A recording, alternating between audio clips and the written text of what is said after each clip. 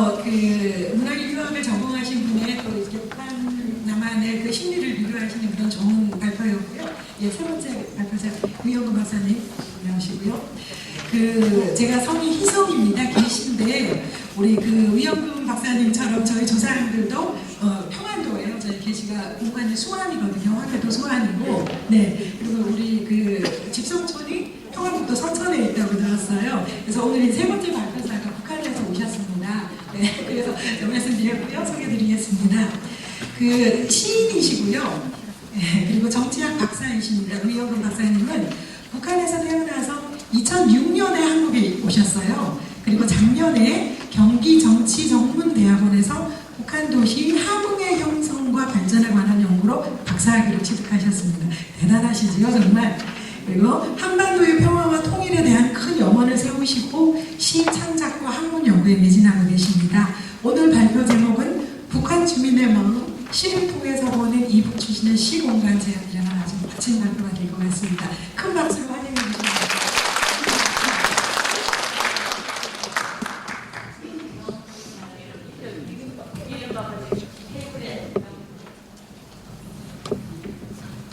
귀한 자리 마련해 줘서 감사합니다. 근데 두 분이 발제를 듣다 보니까 거기에 끌려가지고 제가 잠시 제 강의를 잠시 잊어버렸습니다.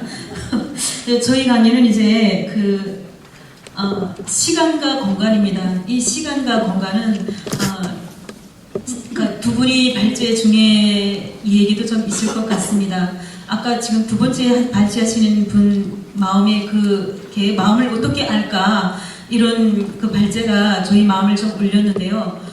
사실은 그것이 어떠한 이론이나 그런 거를 굉장히 이렇게 생각하기보다 실제 손잡고 생활하면 아마도 마음을 보이지 않을까 이런 생각을 했습니다. 그래서 이제 저 사람들의 마음은 뭐 하나일까? 하나라고 생각하는 게 좀 이렇게 저는 잘못되지 않았나 생각합니다. 마음은 너무나도 많습니다. 너무나도 다양한 빛이 있고, 그리고 뭐 이것이 꼭 북한 사람뿐 아니라 남한 사람에도 다 같은 것이죠. 예, 그렇게 봤을 때 제가 아까 이제 발제를 들으면서 하는 생각이 시간이라는 게 긴 시간을 같이 한 겁니다. 그러니까 남한에서는 이제 정권이 계속 바뀌지 않습니까? 그래서 정부를 바라보는 시각이 여러 가지 시각이 있는데.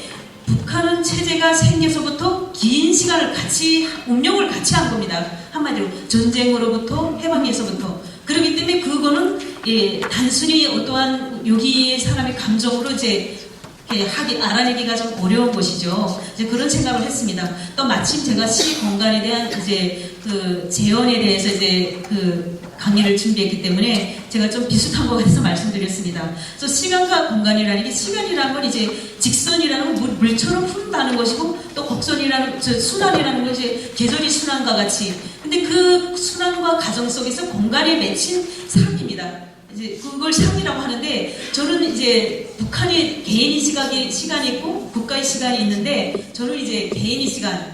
여기 와서 아마도 제가 북한하고 공부를 하지 않았으면 이 시가 안 나왔을 겁니다. 근데 이제 북한학을 하면서 너무나도 힘들었습니다. 그러니까 왜냐하면 내가 고통스러웠던 순간을 다시 들여다보고 그것을 해석해야 되는 입장이 선 겁니다. 그러니까 어떻게 내가 정말 몸소리치는 그러한 고통을 겪은 그것을 다시 기억한다는 자체가 힘들었고, 그리고 이제 남한에서는 공부를 이렇게 혼자서 다 하는데, 혼자서 공연하고 혼자서 하는데 그것이 또 너무 힘들었습니다. 같이 이제 두 분이 발제하신 얘기를 제가 다시 하라면 저희 색깔은 더 다르게 나올 것입니다. 왜냐하면 저는 두 체제를 경험을 했기 때문에. 근데 그게 너무 고통스러워서 그다음 저는 이제 18년도에 제가 박사학위를 받았는데 17년도부터 이렇게 짤막하게 막 시가 나오는 겁니다. 그때부터 쓰기 시작했는데 이제 정작 지금 거의 100편이 됐습니다. 근데 왜 이러다가 내가 죽겠다는 이러다 내가 정말 죽겠구나 이런 생각이 들었습니다. 그러면서 시를 쓰기 시작했는데 내 고통도 막 치유가 되는 겁니다. 그리고 스스로 내 이 고통이 막 이렇게 좀 보석처럼 다듬어지는 나도 좀 진기한 사람이었네. 괜찮은 사람이었네. 이런 생각이 들었습니다. 실제 공부하고 일상생활에서는 저는 무가치합니다. 왜냐하면 그쪽에 모든 걸 가치관을 고려하여 잘라야 되는 거죠. 그 시 공간이 다시 재해석, 남의 의해서 다시 재해석돼야 되는 것. 그래서 내가 내 나름대로 이 그때를 다시 써놓자. 그리고 저는 사실 여기에 친인척이 하나도 없습니다. 내가 이러다 죽으면 누구도 그 고통스러운 순간을 모르겠구나. 그리고 내가 이러다가 고생해 죽는 걸 모르겠구나. 이런 생각을 해서 제가 이제 시를 이제 쓰기를 했습니다. 그래서 아버지에게 드리는 뭐 거의 개편이 되는데, 북한에서 경험했던 거, 정말 아버지 얘기, 어머니 얘기로부터, 언니로부터, 저희 아들이 중국에 있는데 1년에 한두 번밖에 통화 안 하거든요. 이게 얘 정이 없어요. 그러니까 엄마가 얼마나 그 아들을 사랑하는지 모르니까, 그러니까 시로 남겨야 되겠다. 그래서 이제 그 시를 쓰기 시작했습니다. 그래서 시를 통해서 제가 북한 그때 당시, 그리고 현재 우리가 이제 우리 위치, 북에서 오신 분들이 어떤 위치를 가지고 통일에 기여할 것인가, 이런 고민까지 이제 제가 다 이제 정리를 했습니다. 그래서 저는 이제 저희 아버님은 이제 강화에 있습니다. 그 강화 씨가 저기 그 인천 그쪽에 있는데, 고려 때 이제 중국에서 들어왔다고 합니다. 어머니는 이제 공주이 씨, 물론 나 서울에 있었는데 그 식민지 시기에 이제 그 만주로 들어가셨다고 합니다. 할아버지는 뭐 독립운동도 하시고 그랬다고 하시는데, 그리고 이제 문화혁명 때 아버님은 우사였고 어머님은 교사였고, 그리고 이제 문화혁명 때 이제 북한으로 들어가셨고, 저는 이제 고난해고 때 아버지의 손에 이끌려서 다시 이제 중국을 통해서 이렇게 서울로 오게 됐습니다. 2006년에 왔습니다. 이렇게 남한과 북한은 분리되지 않은 하나의 공간 속에서 시간이 순환을 겪으면서 이제 살았다는 걸 제가 알게 됐습니다. 누구인가 하고 질문을 하니까, 그리고 이제 저는 집이 이제 함흥인데요. 아니, 함흥이 아니라 이제 요 수동이라는 데 거주지가 있고, 저희 반경은 거원, 함흥, 이렇게 저는 여기를 이제 좀 다니면서 이제 생각을 했습니다. 제가 이제 나올 때는 32이었는데요. 함흥은 화학공업 도시고, 제가 함흥에 대한 논문을 썼습니다. 그래서 화학이 기술 발전이 능력을 버는 것인데, 지금 북한이 도시에서 이제 4차 혁명, 정보 도시로 이제 넘어가는 그 단계를 받고 있는데, 이 화학이 발전으로 해서 그런 겁니다. 그래서 해방돼서부터 이 사람들은 여기다 이제 화학 연구소를 직접 건설했고, 그다음에 평양 다음 가는 도시입니다.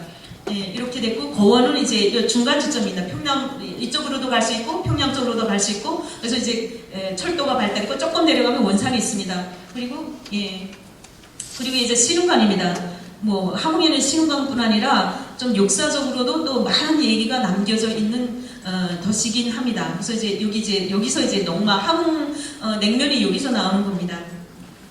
그리고 이제 거원에 이제 저는 가보지 못했습니다만 이제 백과사전 보니까 이게 있다고 나오더라고요. 근데 북한의 이제 그 사찰이나 이런 것은 문화유산으로 이제 보존이 됩니다. 물론 거기 스님도 계시지만 그렇게 막 일반 사람들이 스님을 찾으러 가는 일은 아마 제가 있을 때는 거의 없었습니다. 하지만 이제 이렇게 옷을 입고 그렇게 다니는 사람들은 제가 봤습니다.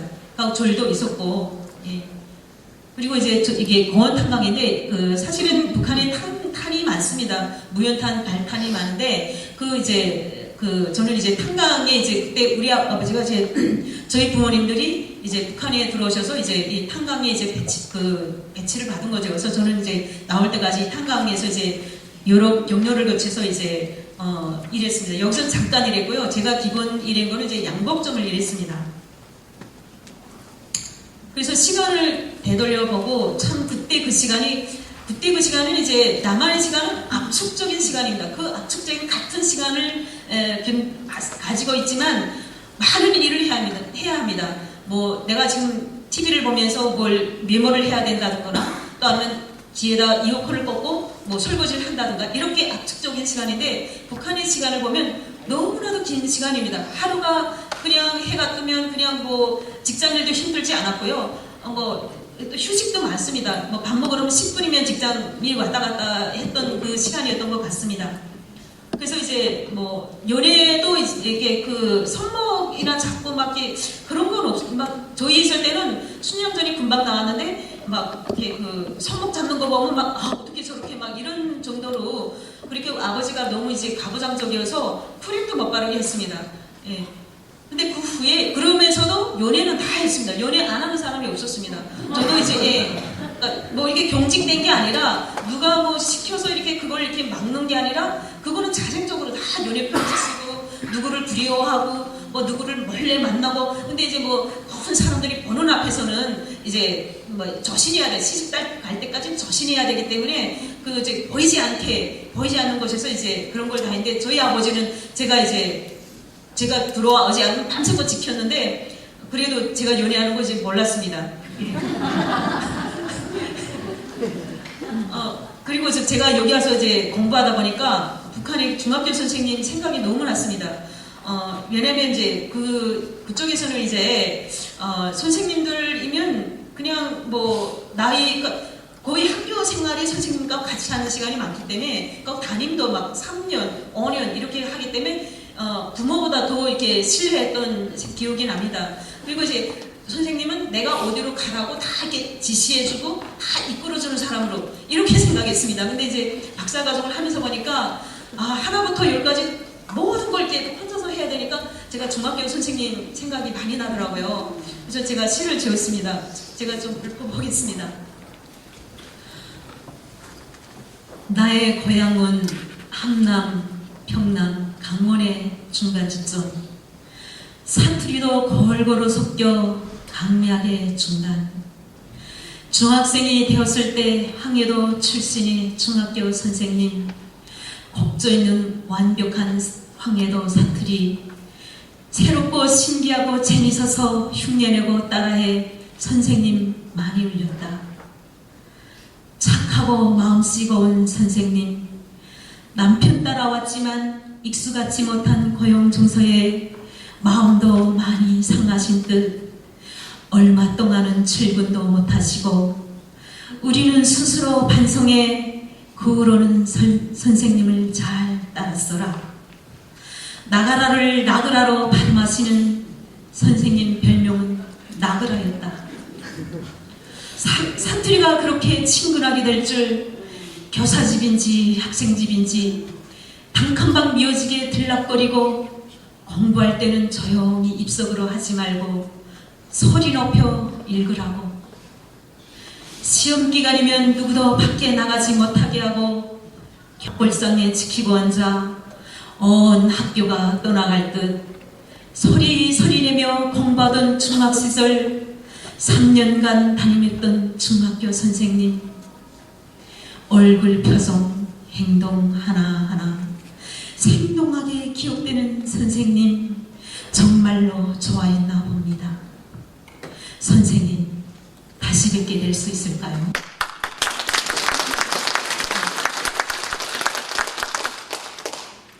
그 후로는 제가 기억하건 데는 80년도부터 이제 형편이 안 좋았습니다. 그리고 가장 힘들었던 시기는 84년부터 제가 탈북했던 90년대부터 안 좋았고요. 이제 98년도 94년부터 98년대까지가 어려웠습니다. 그래서 이제 상점에 가면 상품이 없었고요. 사람들이 이제 여성들이 이제 먼저 보따리를 이렇게 지고 이제 장사를 시작하면서 그러면서 시장이 생겼습니다. 그때 이제 처녀들은 이제 정말 이렇게 처녀들이 어떻게 저기 시장에 나가 앉아. 그런데 얼마 지나지 않아서 처녀들도 다 시장에 부끄러움 없이 시장에 나가 앉았습니다.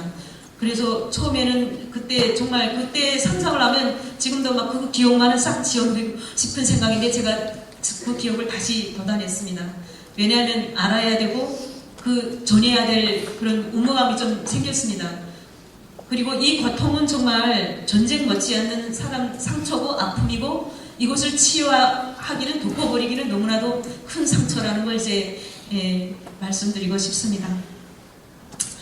그러니까 국가에서 계획하고자 하는 도시는 이제 뭐 아인슈타인의 절대적 공간처럼 모든 게 이렇게 뭐 자연과 사람과 사회가 하나가 되는 그런 사회를 계획을 했기 때문에 군 단위에는 이제 체육관이나 아니면 운동장이 다 있었습니다.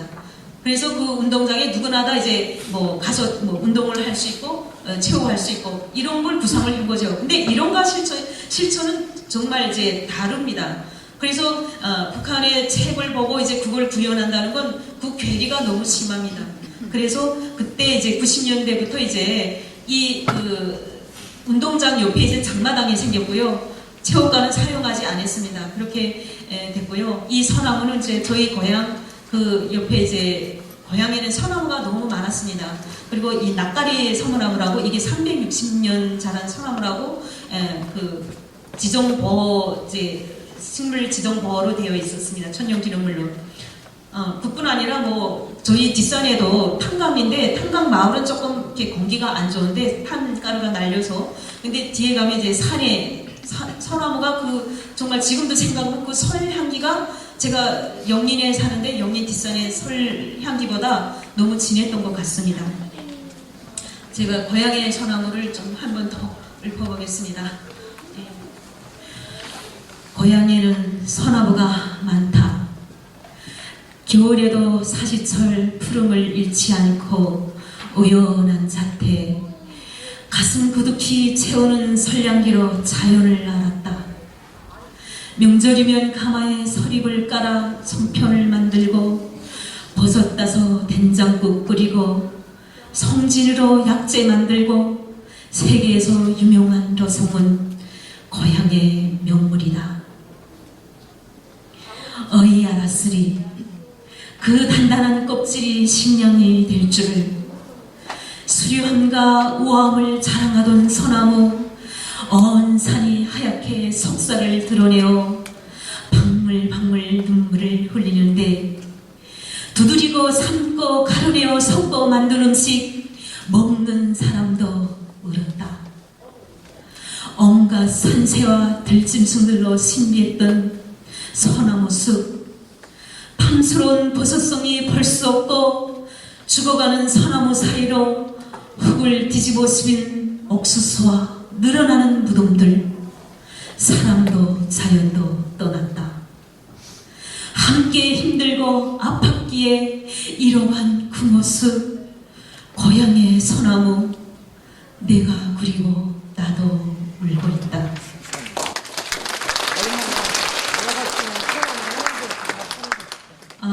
사실은 이제 질서와 무질서라고 하는데요. 그 중간에 혼돈이라는 게 있습니다. 그 혼돈의 시각을 저는 정말 아비규환이라고 표현하고 싶습니다. 모든 사람들은 제일 처음에 도덕을 이뤘고요. 그러니까 북한 사회는 도덕을 강조하는 사회입니다. 제가 아까도 이제 시간에 진동을 넣었는데요. 진동을, 그러니까 전쟁이나 아픔을 계속 강조하면서 그것을 노동의 에너지로 끌어내는 사회거든요. 근데 이제 그때 그래서 이제 지도자나 관리자나 아주 도덕적인 인간이 되어야 됩니다. 그렇게 도덕을 강조하던 사회에서 그 혼돈이 질서가 무너지고 혼돈이 그 사이에 있는 그 질서와 혼돈이 공존했던 그 시기는 사람들이 도덕의 가치관을 제일 먼저 잃어버렸습니다. 그리고 정말 불안한 눈으로 이 사회에 불안한 눈이 두리번거리고요. 아는 친척이 있으면 다 친척집에 가서 이제 식량을 구하러 가고 그러다가 생겨난 게 장마당이죠. 그리고 개인이 나도 뭔가 팔면 돈이 생기네 그것을 느끼게 했던 시간입니다. 근데 그 시간은 너무나도 아픕니다. 그 아픈 시간을 가지고 있는 아까 그 세대가 있다는 거죠. 그리고 지금 이제 북한이 지금 다시 말하면 회생되고 있는데 공장 기업소도 다 살아나고 있습니다. 근데 살아나고 있는데 그 사람들 그 시간을 잊지 못하죠. 그 시간이 없는 북한 군속이라는 것은 사실은 뿌리 없는 풀을 보는 것과 같습니다. 그 시간에 살아남은 그리고 고난의 행군 시간에 배고프면서 출생했던 아이들은 또 그 고통을 이제 먹고 에너지로 또 지금 사회를 만들어 가는 겁니다. 김일성이 제일 먼저 했던 게 공장기업소를 이제 공장기업소가 다 한국 같으면 다 멈춰졌습니다. 근데 생산수단이 거기에 사는 사람은 중요하지 않습니까? 그래서 스스로 자기네 돈을 모아서 조금씩 이제 시작했는데 국가적 투자가 들어간 거는 2000년대 이후입니다. 그 전에 뭐를 했냐면 북한이 가장 먼저 해방돼서 세웠던 게 만경대 혁명유전위원 학원입니다. 근데 고난의 행군 이후에 고아원들 학원을 지었습니다. 왜냐하면 이 시기는 어떠한 토막대에서 벌 수가 있는 곳이 아니기 때문에 그것을 또 이제 먹고 그것을 자양분으로 또 이제 그것을 또 다시 주입을 시키겠죠. 우리는 이렇게 고난을 행군을 이겼다. 이렇게 그때 정말 이렇게 뿌려놓은 사람들, 저는 이제 얼마 못 가는 줄 알았습니다. 저희 아버지가 손을 데리고 나올 때 그랬는데 이제 제가 이제 북한 연구를 하다 보니까 참 이렇게 함흥에서 막 마약을 먹고 그다음에 이제 사람들이 막 이렇게 완전히 이제 도덕적으로 막 그렇게 된 사람들 보면 가슴이 아프더라고요. 한 시기에는 그 사람도 하나의 국가의 성원이었고 자기도 그 성원 이름이 다 있었죠. 그래서 이제 궁진 업했던 한 노동자 한 분이 자기 아들이 뭐 도덕질 했다고 참을 수 없어서 아들이 먹을 거 버린 거예요. 그렇게 도덕과 비도덕 간의 그 쟁투가 막 일어나고 그리고 사람들이 그 도덕을 버리기까지는 너무나도 힘든 시간이었다는 거. 그 시간이 제가 지금 이렇게 이런 걸 버려야만 지금의 북한이 있습니다. 그러니까 이 희생이 있었기 때문에 북한이 지금도 이제 하고 있는데 물론 이제 뭐 체제가 완전한지는 저는 아직 확신하지 못하겠습니다. 뭐 한국에서는 구체제가 이제 반복 무너지고 이제 도시 연구하는 분들은 보면 이제 북한에 가서 막 개발하고 이런 생각을 하잖아요. 근데 제가 보는 눈은 다르죠. 예. 그래서 이렇게 저는 차마 읽지를 못하고 여러분들이 읽어주시면 고맙겠습니다. 정말 씨앗이 돼서 묻힌 사람도 많고요. 모든 사람은 도덕을 버렸습니다. 국가에도 저희 아버지도 우사였는데 정말 정직했던 아버지가 진단서로 뇌물을 받더라고요. 예, 그리고 이제 그거는 정말 너무 힘들었습니다. 네. 근데 그 시기를 뭐라고 불러줄까? 그 사람들을 그렇게 죽은 사람들을 뭐라고 불러줄까? 그리고 이제 그렇게 떠나서 집을 떠나서 이제 살려고 이제 국경을 넘었는데 국경을 넘어서 그 사람들은 저는 처음 보는 세계잖아요. 처음 보는 세계에 노예 체제가 나쁘다. 그래서 주입시킨 사람들이죠. 그래서 맞아. 그리고 펼쳐지죠. 나오니까 전혀 다른 세상이냐고 그 세상에 대한 인식은 내가 누구를 만나는가에 따라서 이제 달라지는 것이죠. 그리고 제가 이렇게 시를 쓰게 된 데는 이 고통이 절대 그냥 잊혀져서는 안 되겠다. 그리고 이제 그걸 다시 이제 생각을 한 겁니다. 저는 이 시기에 저희 가족을 다 잃었습니다. 저희 오빠도 이제 감옥에서 죽었고요. 저희 언니가 있는데 언니는 이제 북송돼서 한 7년 동안 감옥 생활했다가 지금 나왔는지 죽었는지 살아났는지 잘 모르겠습니다. 근데 도대체 이걸 누굴 탓해야 하는지 정말 묻고 싶고 앞으로 제가 공부를 한다면 여기에 대한 답을 찾아야 될 것 같습니다. 정부에서는 지금 탈북자는 이 남한 사회를 빛내는 봐라 북한은 저렇지 않냐. 그래서 쓰여주는 사람들이 많습니다. 그래서 탈북자를 불러줍니다.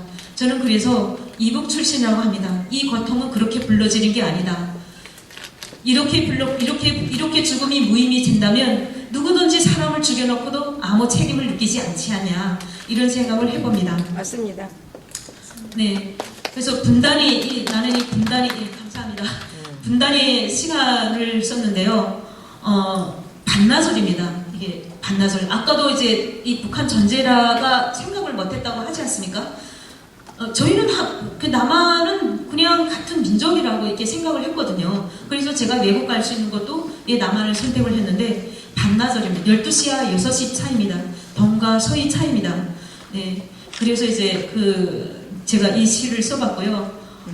그 다음에 제가 잃어버린 언어, 여기 오면 다 남한 사람 되려고 언어를 다 바꿉니다. 고통의 언어가 없습니다. 고통이 배타내는 언어가 다시 생산돼야 되고 그것이 우리 남과 북이 사이에서 사라지는 고통이 아니라 다시 생산되는 고통으로 그러한 언어가 이제 만들어져야 된다. 그리고 언어를 바꾼다는 것은 그 사람을 다시 자기의 지금까지 체내했던 걸 다 버리는 것입니다. 그것도 그러니까 남의 형태를 만드는 것이죠. 그러면 그 고통은 없고 그냥 자기가 제가 지금까지 했던 것을 기억을 안 하는 겁니다. 기억에서 이제 눈통 잘라버리는 것이죠. 그것만큼 불행한 것은 없다고 생각합니다. 그래서 제가 말모의 용화를 보고 또 저는 이제 가끔 이제 어떠한 사건이 있으면 제가 감동이 되거나 그러면 시를 이제 짓거든요. 그러면서 말모의 보고 제가 이 시를 생각했습니다. 제가 시간 지났나요? 그러면 여기까지 제가 마치겠습니다.